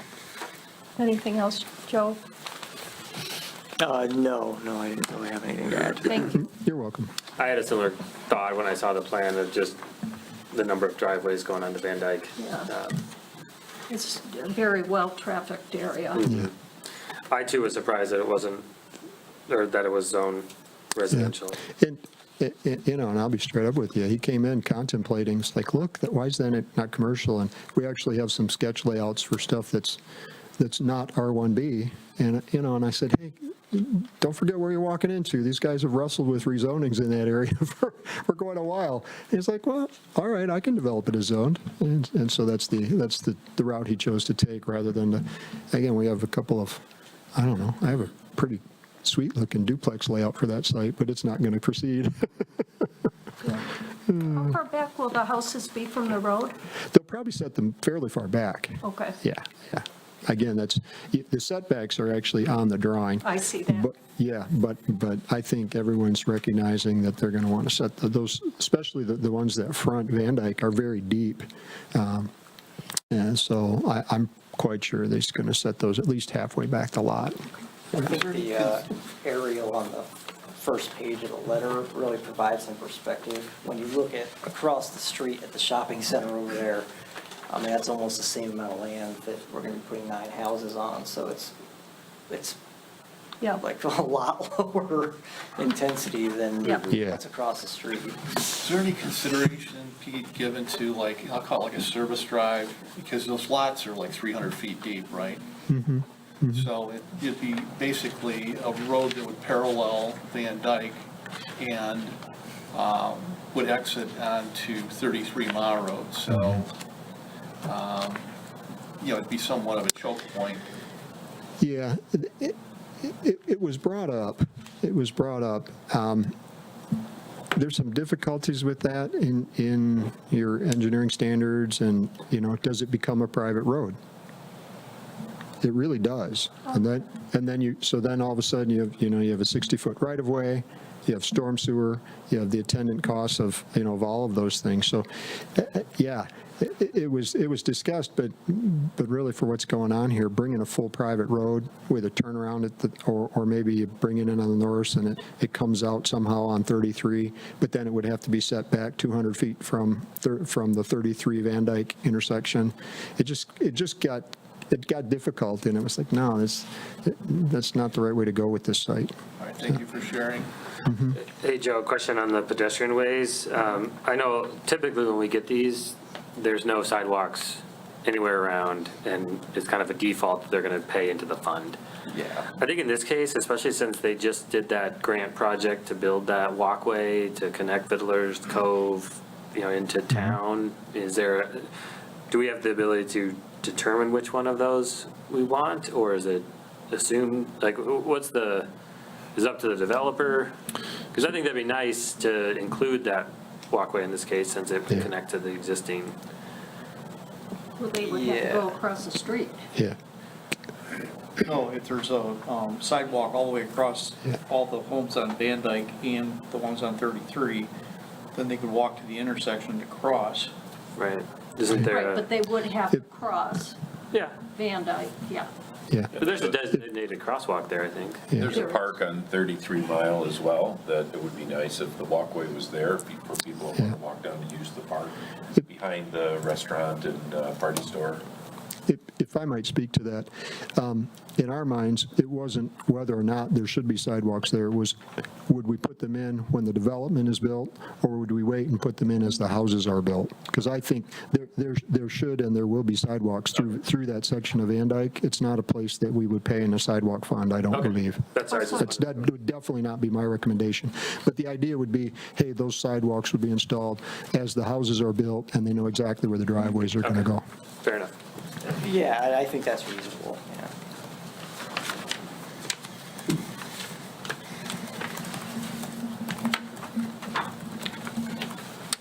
All right. Any other questions or comments from commissioners?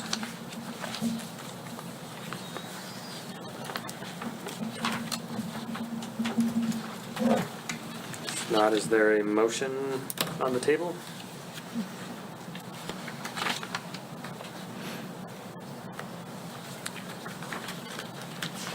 I would try at a motion. Okay.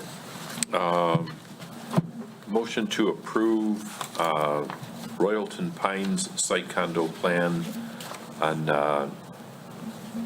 parcel number 1401274000027 as presented. I don't know, do we need anything? Oh, I mean, it's in compliance with. it is. I think the planners and engineers had some notes or stipulations. I suppose, do we need to list them, Joe? Or I don't think you need to should they list be them. by reference? It could be by reference.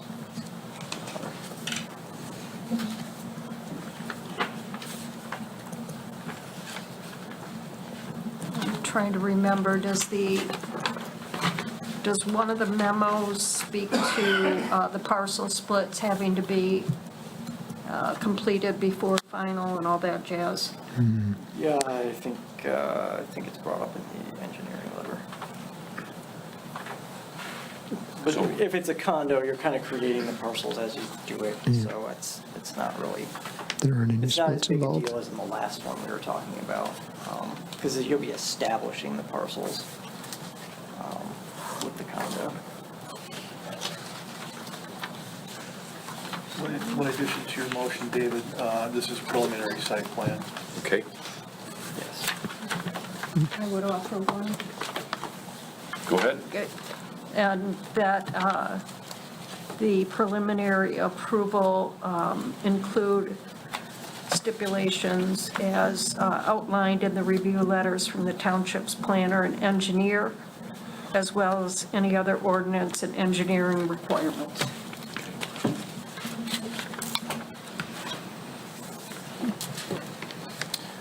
Okay, we have a motion to approve. Is there a second? I'll second. Seconded by Commissioner Cant. Any other discussion? Dana, would you call the roll, please? Sure. Hagelstein, Yes? Cant, Yes. Boyce, Yes. D. Vinson, Yes. Barnett, Yes.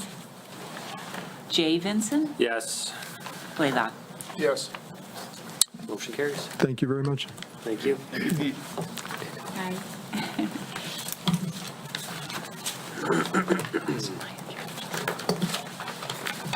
All right, that wraps up our reviews for this evening. Item 9 is communications. Don't believe there are any. That takes us to item 10, which is our unfinished business. We have the master plan survey on here as 10A. I do know the surveys have gone out at this point and are open through the end of July. So I encourage everybody to I would take like to one. say that I have gotten a lot of requests for paper copy, Okay. so Good. I know that We have a paper version. yes, they are. Yes. They're in the hall, in the slots. I also have more in my office. Joe, do you know how many surveys have been completed online so far? We didn't have a chance to check today, but I know that we had a few dozen when I checked not long after the things went out. So it seems like people kind of immediately started taking them after the notice went out. I can look it up tomorrow and let Dana know how many Yeah, I'm respondents we got curious. so Great, far. I'll let everybody know. Did anybody look at the record today to see if it's in there? I got mine, but I didn't look at it. There's probably one in the hallway. I'll check it Yeah. before I go. I'll let you know. All right, well, we look forward to getting the feedback from that survey. Anything else on the survey? I think that's probably it for today until we get the results. 10B is agribusiness and agritourism. Is there any comments from our subcommittee? No? Okay. Questions are included in the survey. Yep. That takes us to 10C, which is 5G, our ongoing discussion. There's nothing additional. Nothing new to discuss today. That takes us to item 11, new business. There is no new business this evening. 12 is comments from committees and consultants. Would we have any other comments that we already heard from? Item 13 is comments from commissioners. I have a comment or a question, but we seem to be getting a lot of documentation late. And I'm glad you're bringing this up. yeah, so what rules or parameters do we have or can we set so we don't continue to have this pop up? Something like if we receive something after a certain date, that it automatically will be moved to the next meeting and it won't even come through to us, so we don't have to keep having this over and over again. I don't know what's in place right now, but we're getting information the day of now often. Right. Yeah, Can I speak strictly to that? speaking, they're supposed to be submitting all of that 4 to 5 Right, days in advance. and they do. That is my role, and there's rare exceptions, but it's basically the 45-day rule.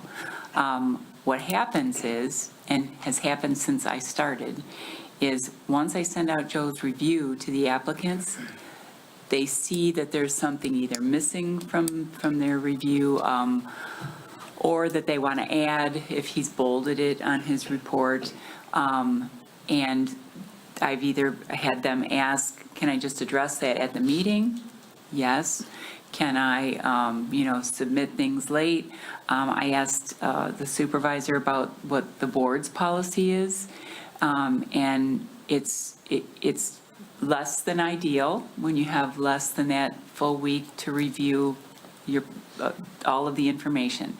But depending on what it is, the board takes those items, and if it's something substantial, like tonight with the impact study, if it's something substantial, you get it that day for whatever reason, there's not enough time to review it, you have no choice but to postpone or make some. If a lot of times it's like a letter from the community, and, I can either, when it comes late, I can either pass it on, make copies, inform, or not. And I've had people upset with me in the past when, when it gets down to that last day or two, if I don't pass it along, that they still want their letter or their, handed up, couldn't make it to the meeting for whatever reason. So there's kind of a wide range of, is it a letter from someone that's short? Is it something that, an impact study that really, and like I said, I hate to send you anything the day of the meeting. I don't like it, but my choice is to not present it. And I feel like it's up to you at that point, whether you have time, whether you can, whether you see it even. Do I leave it at your place? And then I've got the packet then that I have to, redo at a later date to get that in later. So I don't know what a great solution is. Question, how far in advance do you typically receive Joe's memo and the Giffords engineer memo? About a week before the meeting. Right. A week before? Yeah, so that she has time to put it together. Put it in the get packet, yeah. Yeah, but see, that's, we're meeting on Wednesday, and you're talking a week before the meeting, Joe? Yeah. Yeah. Be nice if we could back that up another week, so that way it would allow the applicant to know. It's still less than 45 days. It may, it still wouldn't be in your packet because, Well, if it's not in the packet by Thursday, that's the cutoff. well, you say cutoff, but the board doesn't completely cold cut, everything off. They have their own rules. They do have their own rules, I absolutely. think we're doing a pretty detailed dive in comparison. I mean, they're relying upon our deep dive to basically make summary decisions. Right. So what then, like I said, I'm all ears. What So would you propose? I think what's tied to these SLU requests was an example when we redesigned the form or whatever it was to say, like, here's all the things you need to submit Yep. with this request. Yep. I don't know in the case of this one that came in tonight. Yeah. And Joe's note says it's clear, this is required. I don't know if when they apply for a rezoning request, if it's called out that this is required or not. That's what I'm wondering is the documentation for what's required might need to be updated because engineering reviews and development impact statements shouldn't be things that are missed. Right. A letter from a neighbor, fine, but these are. Right. In this particular situation, I have to admit, I was surprised that they needed an impact study. The fourth item on your list of impact studies that when they're required, and the way it's worded, like I said, I'm very aware of the 5-acre minimum rule, the 20 unit. We've had examples of all of those before, and I've showed David. But I showed him some of these impact studies, like the Walker impact study, the Sirikov study, and these are, I don't know, $10,000, $12,000 studies that are done. Like I said, in this situation, Joe, like I said,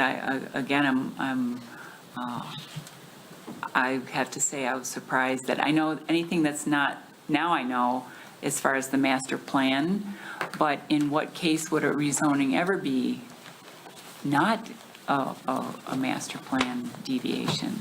No, you may have cases where you've got land that's, let's say, designated commercial on your future land use map and isn't zoned commercial now, and if somebody wanted to zone it commercial. So the future land map Yeah, exactly. is what you pretty much compare it to go the off future of. land use map. Yeah. And if it's in line with the future land use map, then you would consider it to be, generally consistent with the master plan. And if it's not, then I think you would probably assume that it's not consistent with the master plan. Yeah, well, depending on the like I said, the size or what, if we have a standard for an impact study, David was asking me about, who is, like, does it have to be an engineer? Can it be an individual? This was the first time I ever got one that was an individual and not an engineering company. But like I said, I don't know, but I've heard with Walker's that it was into the tens of thousands of dollars for that impact study that he did with the traffic study. To me, that's a cost of making the request. And I haven't looked at the ordinance language before. Yeah. But my impression was that only the PC could waive the requirement. So had this not been submitted at the 11th hour, then we would have been here tonight hearing all the discussion, and I would have assumed before there was any movement forward, we would have had to address where is the impact study. So where I go back on this, my own opinion, is that 45 days before, whatever that mark is, the applicant has to have everything in. I'm leaving the engineers and the planner's memo aside, but they have to have everything in. And it should be, there should be a place on the checklist to say, is there an impact statement required? So I guess, yeah, for rezoning, and I rely on your list, Rick, a lot, but I think maybe for rezoning, we may need a slightly different, but our number 4 says, for requests for rezoning of any size which is not consistent with the master plan, the planning commission shall determine consistency with the master plan. So with this particular one, with the newbie one, when they do come back, and I know you haven't had a chance to look at it yet, but David, you've seen now and anyone that was here when the ones I'm talking about, the Walker, the Sierra Cup, when those were presented, what those, look like and, how thick those are. Is something like this done by an individual, is that an acceptable impact study? Or does it have to be, are there stipulations, does it have to be done by an engineer? Does it have to be? Like, what would their credentials be? Could I go do an impact study? Well, that's exactly was my point. I mean, if the person making the request is writing the study, it's potentially biased. Right. And I'm not saying that it is, but they have an vested interest and not a reputation to uphold. Yeah. Like they may not, like a company is going to write like their reputation's on the line, I would think. Yeah, well, the reason I'm kind of harping on this is because tomorrow I'm going to get a call from them, and they're going to say, what do we need to present? Does our zoning ordinance specify who has to write the impact statement? So I'll read you what it says. I'm looking at it right now. Submission requirements. A, qualifications of preparer. Names and addresses of persons or firms responsible for the preparation of the impact statement and a brief description of their qualifications. Doesn't necessarily say who they have to be, but they do have to tell us who they are and what their qualifications are. So I guess if you're saying, I'm the applicant and I have no qualifications, that might be somewhat revealing of the reliability of the contents. Well, and I mean, it sounds like our our ordinance does not say it has to have a person with specific qualifications. However, who's ever submitting it has to identify themselves, not just being the applicant, but also the author of the impact statement. And they need to put down whatever qualifications they feel are relevant. Yeah. Then I suppose if the PC gets it, and they can put some weight on it. Yeah, we'll have to make a determination Right. whether or not we have trust in what the impact statement is saying. Yeah. I think we are getting a little off topic in terms of the cutoff. Yeah.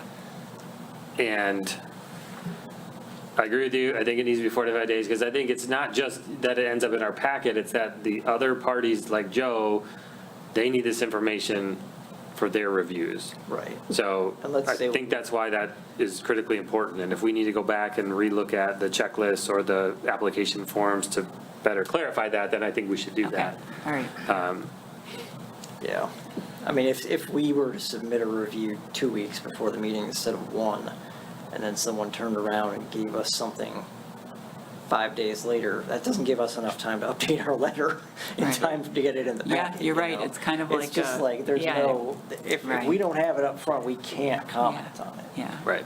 you know? What about 2 weeks? Okay, upon notification of the applicant, they've got 48 or 72 hours to take and provide a response.